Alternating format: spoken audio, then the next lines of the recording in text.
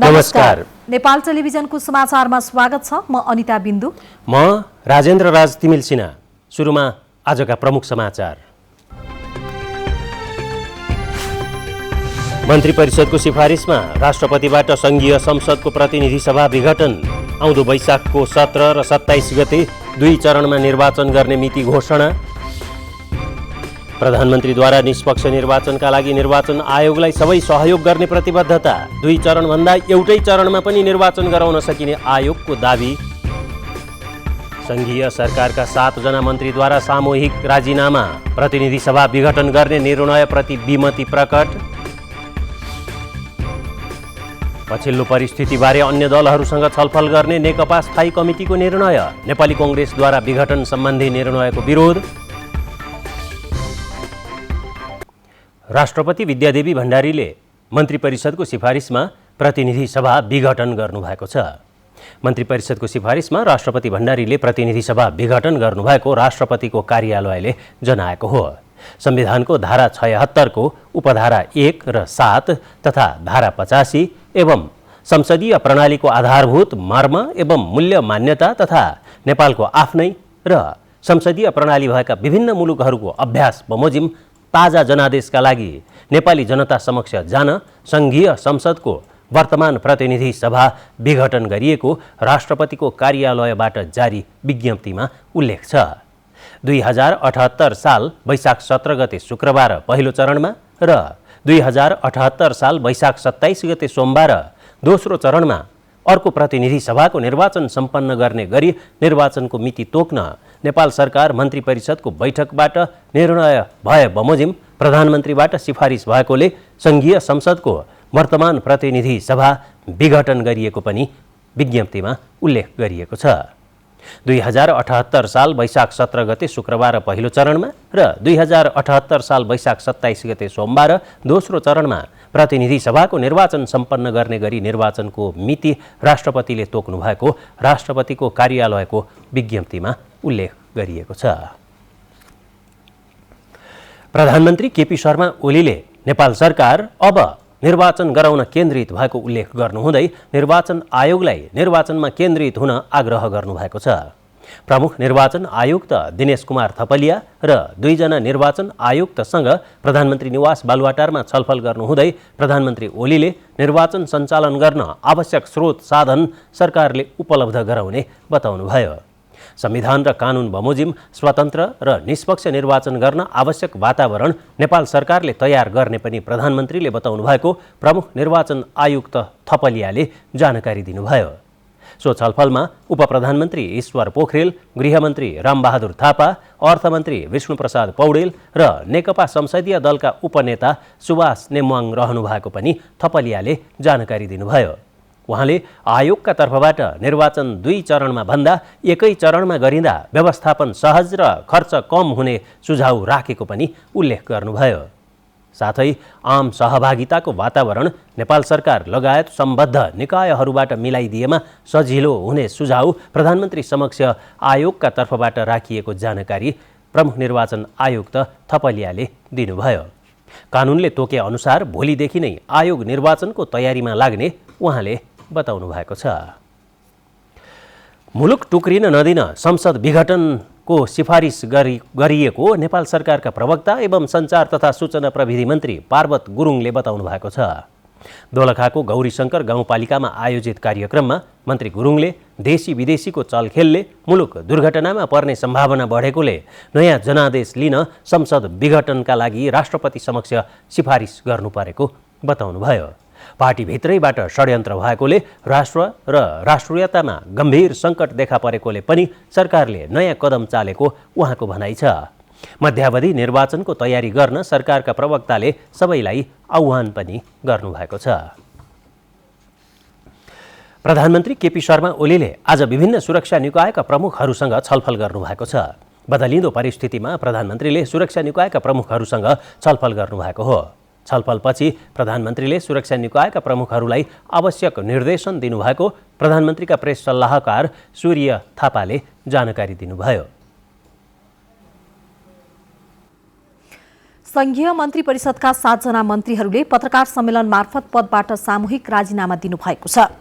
राजीनामा दिनेहरूमा शिक्षा, विज्ञान तथा प्रविधि मन्त्री गिरिराजमणि पोखरेल, ऊर्जा मन्त्री वर्षमान पुन, कृषि तथा पशुपक्षी मन्त्री घनश्याम भूषाल, संस्कृति पर्यटन तथा नागरिक उड्डयन मन्त्री योगेश भट्टराई, त्यस्तै वन तथा वातावरण मन्त्री शक्तिबहादुर बस्नेत, श्रम तथा रोजगार मन्त्री रामेश्वर राय यादव र खानेपानी तथा सरसफाई मन्त्री बीना मगर हुनुहुन्छ। आजको मन्त्री परिषद बैठकमा प्रधानमन्त्रीद्वारा प्रस्तुत प्रतिनिधि सभाको विघटनको प्रस्तावप्रति असहमति जनाउँदै आफूहरूले राजीनामा दिएको उहाँहरूले उल्लेख गर्नुभएको छ। जनादेश विपरीत तथा राजनीतिक मूल्य र स्थिरताको प्रतिकूल हुने गरी चालिएको कदमप्रति गम्भीर असहमति जनाउँदै हामीले मन्त्री पदबाट राजीनामा गरेका छौँ। मुलुकको राजनीति र पार्टीमाथि आइपरेको अकल्पनीय सङ्कटको अवस्थामा नेपाली जनताको त्याग र बलिदानबाट आर्जिएका राजनीतिक उपलब्धि र पार्टी एकतालाई बचाउन हामी सधैँ झैँ प्रतिबद्ध र सक्रिय रहनेछौँ।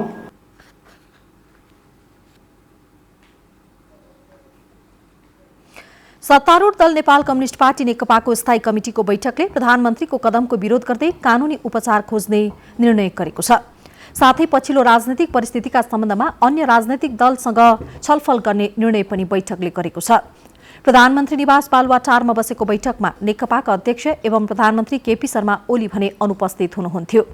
यसैगरी बैठकले स्थायी कमिटिमा रिक्त सदस्य पदमा पूर्व सभामुख कृष्णबहादुर महरालाई मनोनयन गर्न केन्द्रीय कमिटिमा प्रस्ताव लैजाने निर्णय गरेको पार्टी प्रवक्ता नारायण काजी श्रेष्ठले जानकारी दिनुभयो। संविधान र लोकतन्त्र पक्षधर शक्तिहरूका लागि यो कदम स्वीकार्य हुन सक्दैन। तसर्थ हाम्रो पार्टी यसलाई सम्पूर्ण रूपमा अस्वीकार गर्दछ र यसको राजनीतिक प्रतिवाद गर्दै कानुनी उपचार खोज्नेछ। पुस 7 गते केन्द्रीय कमिटिको बैठक काठमाडौँमा बोलाउने निर्णय गरिएको छ। स्थायी कमिटिको एक रिक्त स्थानमा हाम्रो पार्टीका कमरेड कृष्णबहादुर महरालाई लैजाने प्रस्ताव केन्द्रीय कमिटिको बैठकमा गर्ने निर्णय पनि गरेको छ।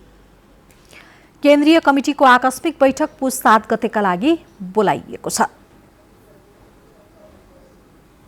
संसद अन्तर्गतको प्रतिनिधि सभा विघटन गर्ने निर्णयप्रति प्रमुख प्रतिपक्षी दल नेपाली कांग्रेसले विरोध जनाएको छ। आज सभापति शेरबहादुर देउवाको निवास बुढानीलकण्ठमा बसेको बैठकले यस्तो निर्णय गरेको हो। यसैबीच नेपाली कांग्रेसले एक विज्ञप्ति जारी गर्दै प्रतिनिधि सभा विघटन गर्न सरकारले चालेको कदम संविधानको अक्षर मर्म र भावना विपरीत रहेको उल्लेख गरेको छ। विज्ञप्तिमा सरकारको पछिल्लो निर्णयको राजनैतिक रूपमा प्रतिवाद गर्ने उल्लेख गरिएको छ।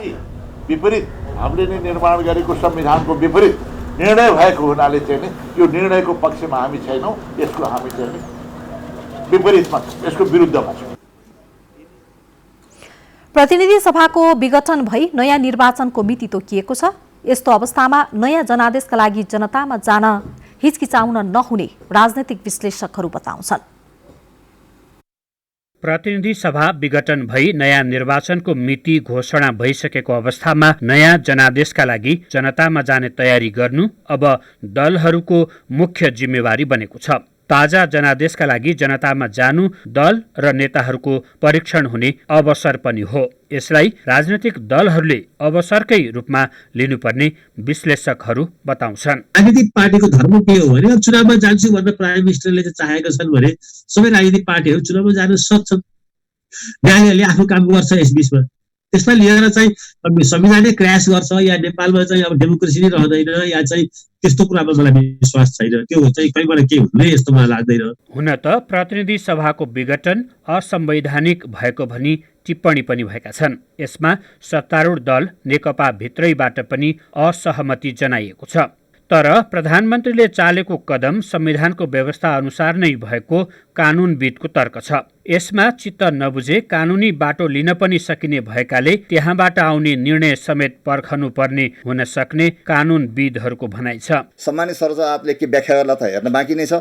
तर मलाई के विश्वास छ भनेदेखि सर्वोच्च अदालतले लोकतन्त्रका आधारभूत मूल्य र मान्यताभन्दा बाहिर गएर चाहिँ कुनै पनि फैसला गर्दैन भन्ने कुरामा विश्वास गर्न सकिन्छ। पक्ष विपक्षमा तर्कहरू भइरहँदा ताजा जनादेशका लागि जनतामा गई 6 महिना भित्रै मुलुकमा नयाँ सरकार गठन हुने अवसरको सदुपयोग गर्न उपयुक्त हुने विश्लेषण पनि गरिएको छ। वर्तमान सरकारले संसदको विघटनको सिफारिस गरेर संसद विघटन भएपछि यतिखेर विभिन्न पाटोबाट प्रतिक्रियाहरू आइरहेका छन्। नेपालमा पहिलो पटक पार्टीभित्रकै आन्तरिक कलहका कारण तत्कालीन प्रधानमन्त्री गिरिजाप्रसाद कोइरालाले 2051 सालमा संसद विघटन गर्नुभएको थियो।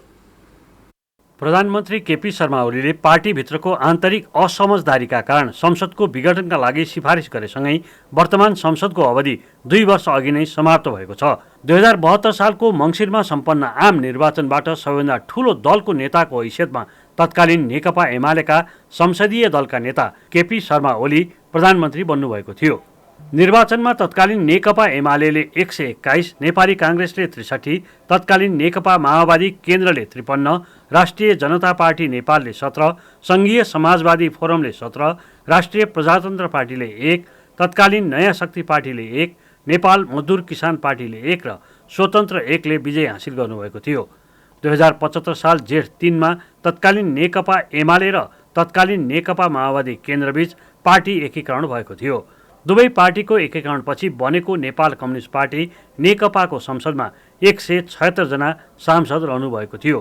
तर पार्टीभित्रै उत्पन्न विवाद र असमझदारीका कारण प्रधानमन्त्रीले संसद विघटनको सिफारिस गर्नुपर्ने अवस्था आयो। नेपालमा संसद विघटनको सिलसिला पुरानो छ। पार्टीभित्रकै आन्तरिक कलहका कारण तत्कालीन प्रधानमन्त्री गिरिजाप्रसाद कोइरालाले 2051 सालमा बहुमत हुँदाहुँदै पनि संसद विघटन गर्नुभएको थियो। त्यसैगरी तत्कालीन प्रधानमन्त्री मनमोहन अधिकारीले संसद विघटन गर्नुभएको इतिहास छ। तर सो निर्णयपछि सर्वोच्च अदालतबाट बदर भएको थियो। त्यसैगरी 2059 सालमा तत्कालीन प्रधानमन्त्री शेरबहादुर देउवाले पनि संसद विघटन गर्नुभएको थियो। तत्कालीन प्रधानमन्त्री बाबुराम भट्टराईको पालामा 2069 सालमा पहिलो संविधान सभाको म्याद नथपिएपछि पहिलो संविधान सभा स्वत विघटन भएको थियो। संवैधानिक परिषदको बैठकले विभिन्न संवैधानिक आयोगमा रिक्त पदाधिकारीहरूमा नियुक्तिका लागि सिफारिस गरेको छ। परिषदको गत मङ्सिर 30 गते र आज बसेका बैठकहरूले रिक्त विभिन्न पदमा नियुक्तिका निर्णय गरेको परिषद सदस्य एवं राष्ट्रिय सभाका अध्यक्ष गणेश प्रसाद तिमिल सिन्हाले जानकारी दिनुभएको हो। बैठकले अख्तियार दुरुपयोग अनुसन्धान आयोगको रिक्त प्रमुख आयुक्तमा प्रेम कुमार राई तथा आयुक्तहरूमा जयबहादुर चन्द र किशोर कुमार सिलवाल, निर्वाचन आयोगको आयुक्तमा रामप्रसाद भण्डारी र डाक्टर जानकी तुलाधर, राष्ट्रिय मानवाधिकार आयोगको अध्यक्षमा तपबहादुर मगर तथा सदस्यमा मनोज दुवाडी, डाक्टर सूर्य ढुङ्गेल र लिली बस्नेत थापालाई नियुक्तिका लागि सिफारिस गरेको छ। त्यस्तै राष्ट्रिय प्राकृतिक स्रोत तथा वित्त आयोगको सदस्यमा जुद्धबहादुर गुरुङ र अमरराज मिश्र, राष्ट्रिय महिला आयोगको अध्यक्षमा कमला कुमारी पराजुली तथा सदस्यमा कृष्ण कुमारी पौडेल खतिवडा र रीता कुमारी सिन्हा एवं मुस्लिम आयोगको सदस्यमा मोहम्मद्दिन अली र निर्जा अरसत बेगको नाम सिफारिस भएको छ। ती निर्णयबारे परिषदको सचिवालयले संसद सचिवालयलाई जानकारी गराइसकेको संसद सचिवालयबाट पनि पुष्टि हुन आएको छ। नेपालमा पछिल्लो 24 घण्टामा कोरोना संक्रमणका कारण 11 जनाको मृत्यु भएको छ। यो सँगै हालसम्म कोरोना संक्रमणबाट मृत्यु भएकाहरूको संख्या 1788 पुगेको छ। त्यस्तै 4620 जनामा पीसीआर परीक्षण गरिँदा थप 588 जनामा कोरोना संक्रमण पुष्टि भएको छ। यसरी हालसम्म 2,53,772 जनामा कोरोना संक्रमण देखिएको छ। काठमाडौँ उपत्यकामा मात्रै पछिल्लो 24 घण्टामा थप 238 जनामा कोरोना संक्रमण पुष्टि भएको छ, जसमध्ये काठमाडौँमा 179, भक्तपुरमा 26 र ललितपुरमा 33 जना रहेका छन्। 24 घण्टामा 1097 जना कोरोना मुक्त भएको पनि स्वास्थ्य तथा जनसङ्ख्या मन्त्रालयका प्रवक्ता डाक्टर जागेश्वर गौतमले बताउनुभयो। संख्या 8320 छ, जसमध्ये संस्थागत आइसोलेसनमा 3483 जना हुनुहुन्छ। यसै गरी होम आइसोलेसनमा 4837 जना हुनुहुन्छ। देशभरिका प्रयोगशालाहरूबाट आज 4620 नमुनाहरूको पीसीआर परीक्षण भएको छ। यसरी हालसम्म कुल जम्मा 18,70,830 पीसीआर परीक्षण भएको अवस्था छ। गत 24 घण्टामा 588 संक्रमण पुष्टि भएको छ। आज देशभरिमा 421 जना क्वारेन्टिनमा रहनुभएको छ। गत 24 घण्टामा कोभिड-19 सङ्क्रमण मुक्त भई 1097 जना डिस्चार्ज हुनुभएको छ। यससँगै आजसम्म सङ्क्रमण मुक्त भई डिस्चार्ज हुनेको सङ्ख्या 2,43,664 पुगेको छ।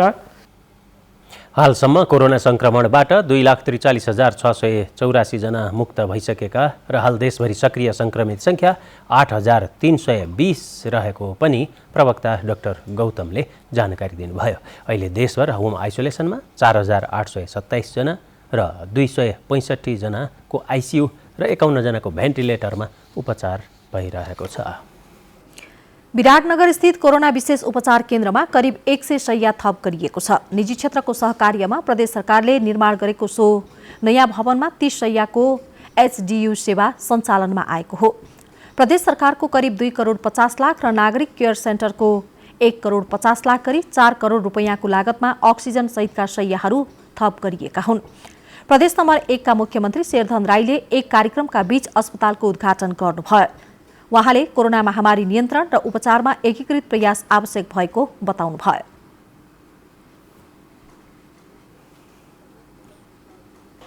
हामी यस उपचार केन्द्रबाट हामी उपचार गर्छौँ। हामी नागरिकहरूको सुरक्षा स्वास्थ्यको हामी जिम्मेवारी लिन्छौँ। अक्सिजन सहितको सेवा सञ्चालन भएपछि कोरोना संक्रमितहरूको उपचारमा सघाउ पुग्ने बताइएको छ। पोखराको हिमालय आँखा अस्पतालमा उपचारको लागि पुग्ने बिरामीहरूको घुइँचो लाग्न थालेको छ। सो अस्पतालमा कोरोना जोखिमका कारण लामो समयदेखि अस्पताल जान नपाएका बिरामीहरू हिजो आज अस्पताल गएका हुन्। अस्पतालले हिजो आज शल्यक्रिया सेवा पनि प्रदान गरिरहेको छ। पछिल्लो समयमा वृद्धहरूमा जलबिन्दु र मोतियाबिन्दु जस्ता रोगका कारण आँखाको शल्यक्रिया गर्नुपर्ने बिरामी दैनिक 20 जना भन्दा बढी आउने गरेको अस्पतालका प्रमुख डाक्टर इन्द्रमान महर्जनले जानकारी दिनुभयो।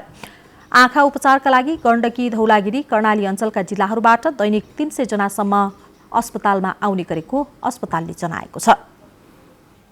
इलाममा स्थानीय तहका केन्द्रहरूमा जग्गाको किनबेच बढेसँगै शहरीकरण पनि बढ्दै गएको छ।